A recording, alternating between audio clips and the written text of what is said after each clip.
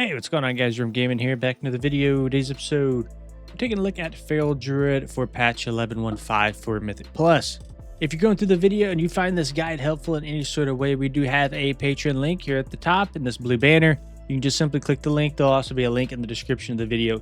If you guys want to help support the channel, obviously no pressure at all.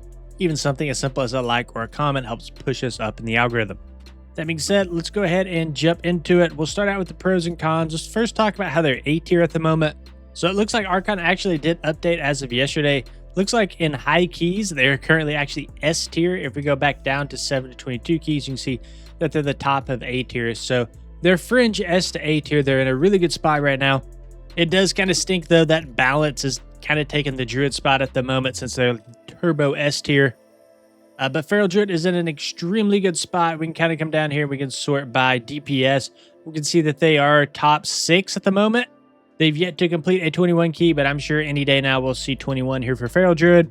Overall, though, you can see that Feral Druid is not as popular as of a DPS spec as a lot of these other specializations are. And it's absolutely crazy that Rep Pally is making up almost 16% of all DPS specs. But yeah, if you're looking to play Feral Druid, they're, again, in a great spot at the moment. Let's go ahead and jump into the pros and cons now. So we have really good AoE. A lot of this is due to snapshotting and energy pulling, which we will discuss here in just a bit. But you can snapshot your bleeds and basically get more value out of them for their full duration. A lot of that is going to be due to our predatory swiftness, which I should probably put in the tooltip here. So when you guys click on the link, this will probably be updated, be changed slightly, but Predatory Instincts is basically going to be like a stacking effect that's going to make your next regrowth free. It's also going to make it instant cast as well as castable in all forms.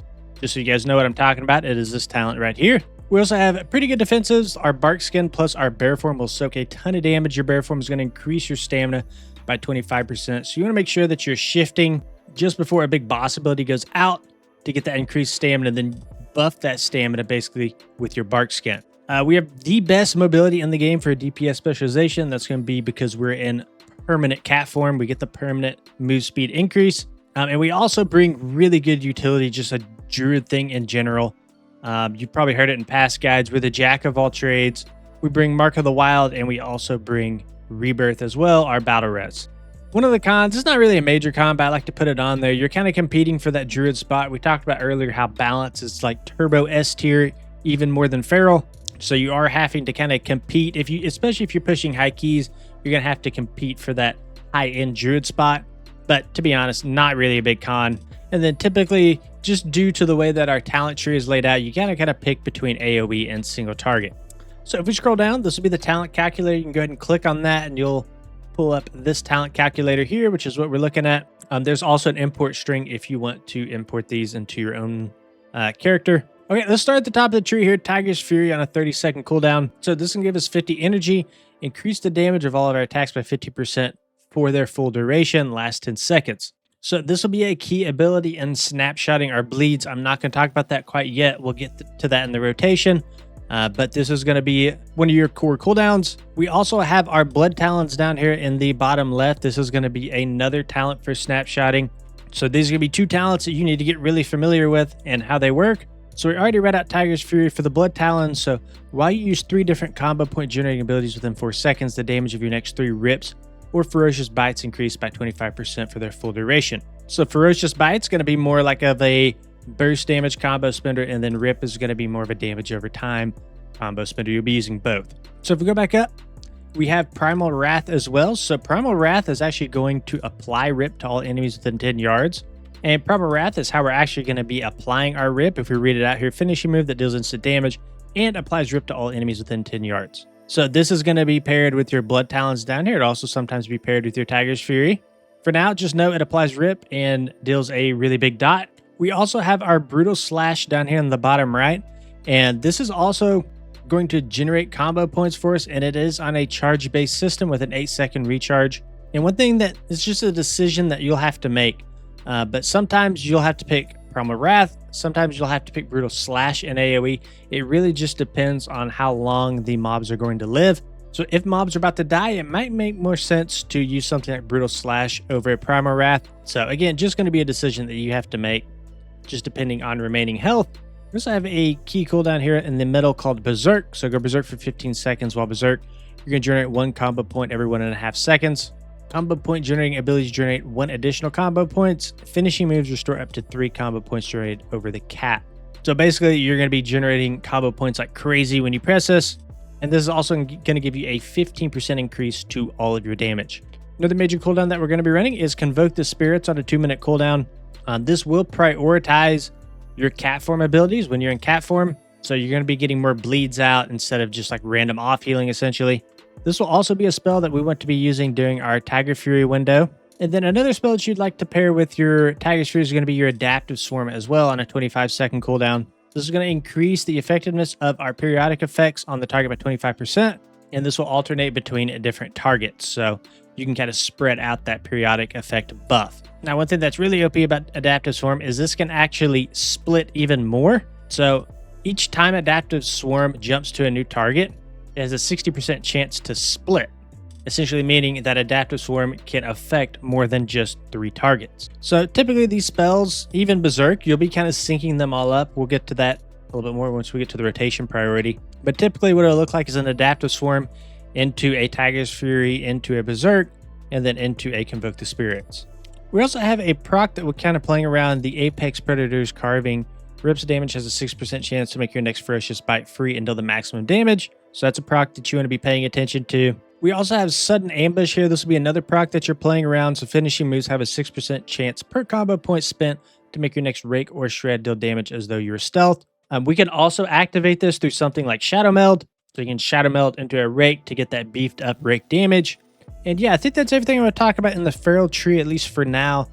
Going to the Druid of the Claw tree, you can see that we're running Ravage here. So we'll be using Ravage with our Brutal Slash or our Ferocious Bite. So just to read it out here, your auto attacks have a chance to make your next Ferocious Bite become Ravage. Slash through your target in a wide arc, dealing X amount of physical damage to your target and to all enemies in front of you. So this does work on a proc-based system, and it will cost combo points like a normal finishing move. Now we can also get a greater chance to proc this through Claw Rampage. So whenever we Berserk, Shred, Brutal Slash, and Thrash have a 25% chance to make our next Ferocious Bite become Ravage. So Berserk has a very high chance to proc this, and then we can also proc this with our very first Tiger's Fury whenever we enter combat. Now another thing that's insane about Ravage is this also increases our agility by 8%. So this is something that when it does proc, we do want to be on top of it. Okay, I think that's everything I want to cover in terms of talents. Go ahead and jump over to the single target and AOE rotation. So kind of a lot going on here. Okay, first thing I want to talk about is pooling our energy. I think I mentioned that earlier in the guide. So the way that energy works, at least for Feral Druid, I think it's the same for Rogue, but you can only get X amount of energy per second. So hurrying up and spending all of your energy very fast almost makes no sense, because you can't just increase your energy generation if you do get low, and you can accidentally get caught, like say a bleed falls off and you're low in energy. Well, now you can't apply that bleed and now you lose DPS. So you want to make sure that you get your bleeds up, and then you have to pool your energy to high levels to basically ensure that you can react when you need to, when something happens, when a bleed falls off, whatever it is, you have that energy available to you.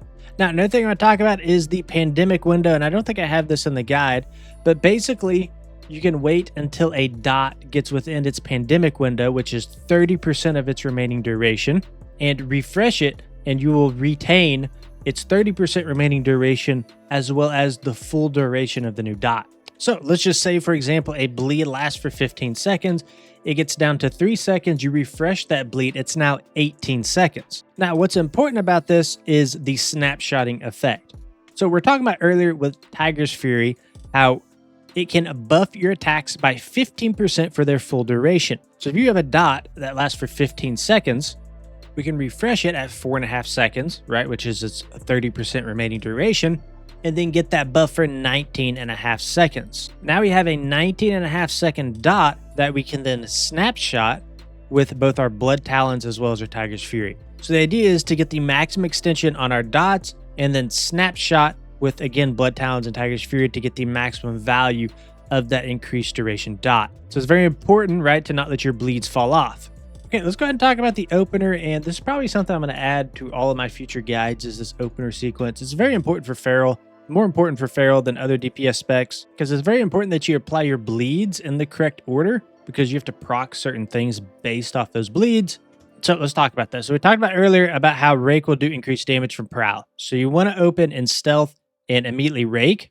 That will award a combo point. You'll Thrash, and then you'll Brutal Slash. And all three of these are different combo point generating abilities. So that means, if you remember from Blood Talons, if we cast 3 different combo point generating abilities in a row, it will proc Blood Talons. From here, we'll Brutal Slash to get that bleed rolling, and then we'll apply a final rank up to 5 combo point. From here, we'll Adaptive Swarm to get that increased periodic effect from it. We'll Tiger's Fury because we're going to be low on energy from applying all these bleeds. Then we'll apply our Primal Wrath or our Rip. Then we'll go into a Berserk, Ferocious Bite. We're not talented in Feral Frenzy, but I'll leave it on there just for now. And then finally into a Convoke. Now, once you get the ball rolling, then we can come in here to the single target priority or the AOE priority. We're talking about the AOE opener. So maybe it makes sense to talk about the AOE priority first, and then we'll go into single target. No, I'm not scrolling very well here. So AOE. So this is more of a priority-based system. So we'll cast Tiger's Fury, right? If we get less than 50 energy. We do have certain procs that we're reacting to. So Ferocious Bite is one of them.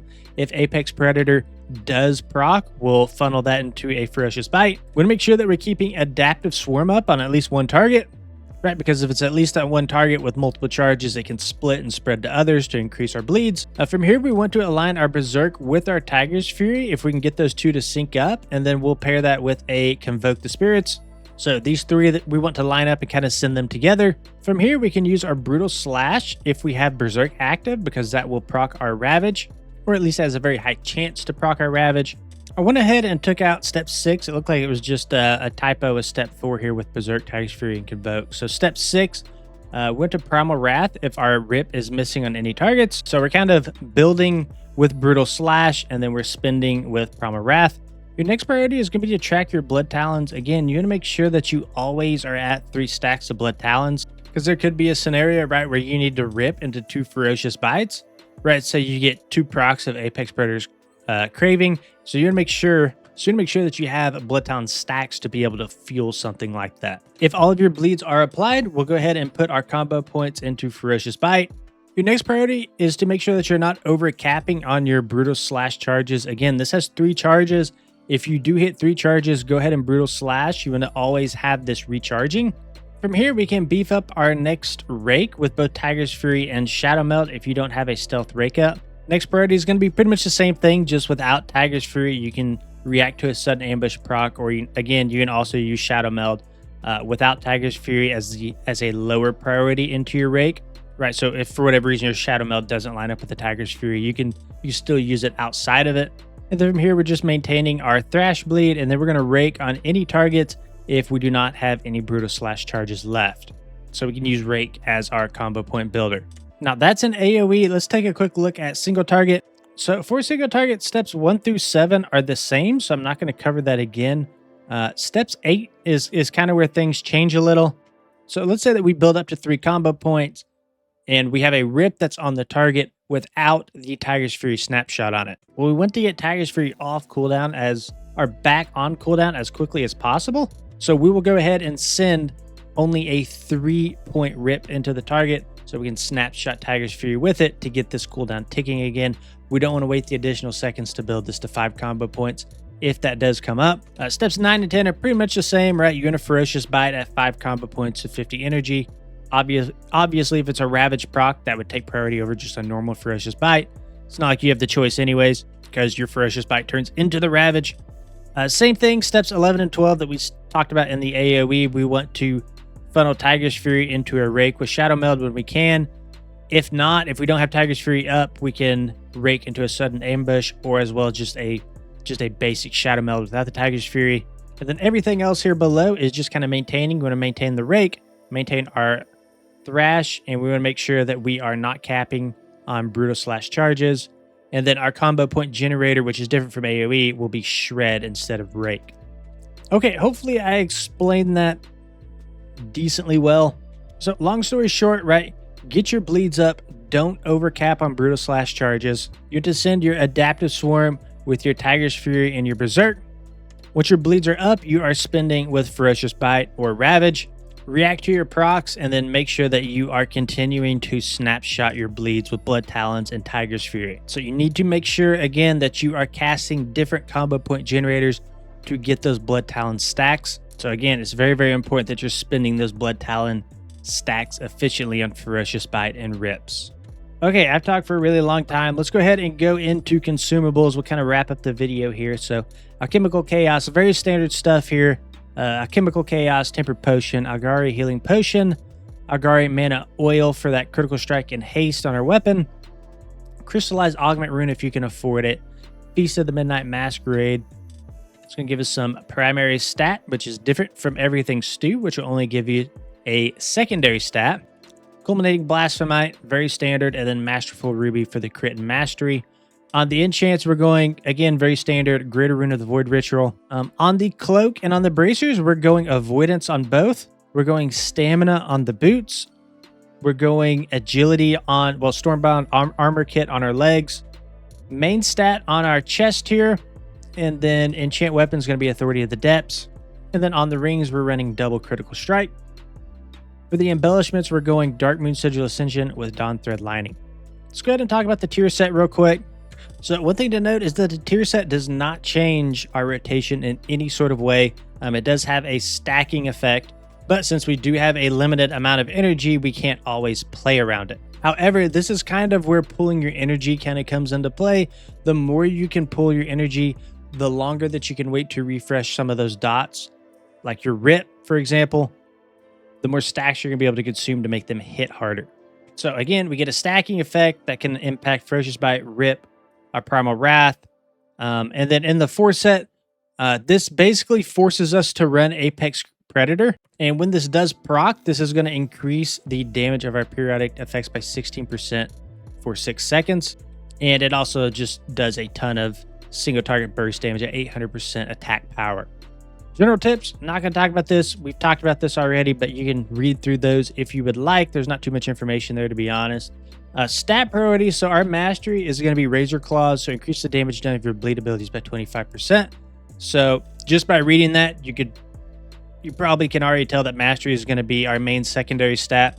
You know, on a spec like this, we kind of benefit from haste, right? We can get more energy regeneration. We can get more tick out of our bleeds, but it just does not scale as well as just raw mastery.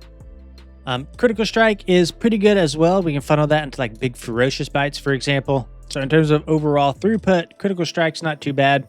You know, we also have like our brutal slash and our shred can benefit from critical strike too. So honestly, more of a single target stat than anything. We talked about haste, and then versatility down here at the bottom. Might be good to get some versatility if you're pushing really high keys and you're having issues. You know, you're just kind of struggling to survive. That flat damage reduction can help out. Okay, guys, that's the end of this video. If you enjoyed it, please consider liking and subscribing to the channel. Again, we do have a new Patreon link up here at the top of our website. We'll also put it in the description of the video if you guys want to, you know, try and support the channel. If not, no pressure, no worries. Thank you guys for watching. See you in the next one.